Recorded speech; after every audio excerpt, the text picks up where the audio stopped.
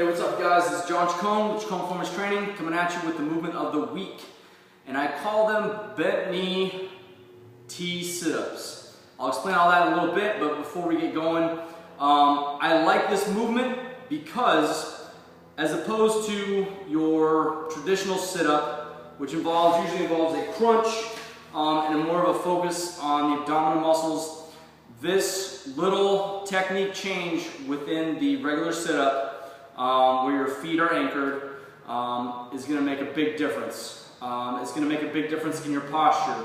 There's engagement of the shoulder blades, the lower back muscles. It's a good thing. And then the hip flexors as well. So it's not just your abs. It requires the use of bracing all the way throughout your core, from your hips to your shoulders. It's a great movement, and believe it or not, it's more difficult than it looks. Just a few reps, anywhere from 5 to 20 reps, is fairly challenging.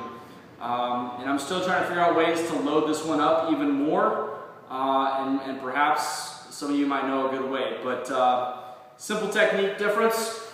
So from the side, you'll initiate it on the ground with your shoulder blades back and your arms fully extended. I recommend you find something for your feet that is a stable anchor.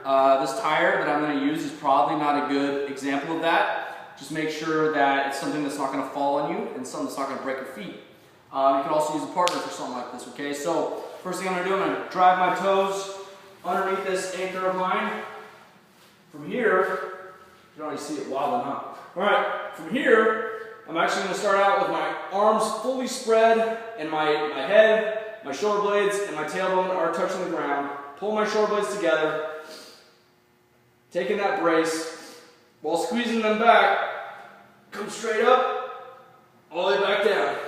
Come as high as you feel comfortable. Again, shoulder blades back, and back down, under control.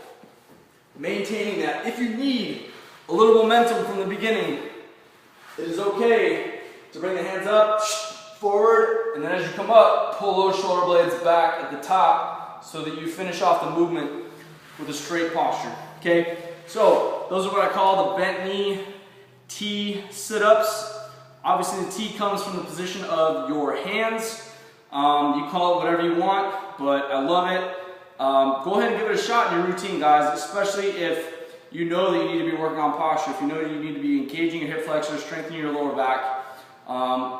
We are starting to move away more and more from a fitness community that's based on crunch style, ab focused workouts. And people are finding out that the ab focused stuff is not going to make a difference when it comes to your lower back, to your hips, to all these things that are actually causing problems in our body.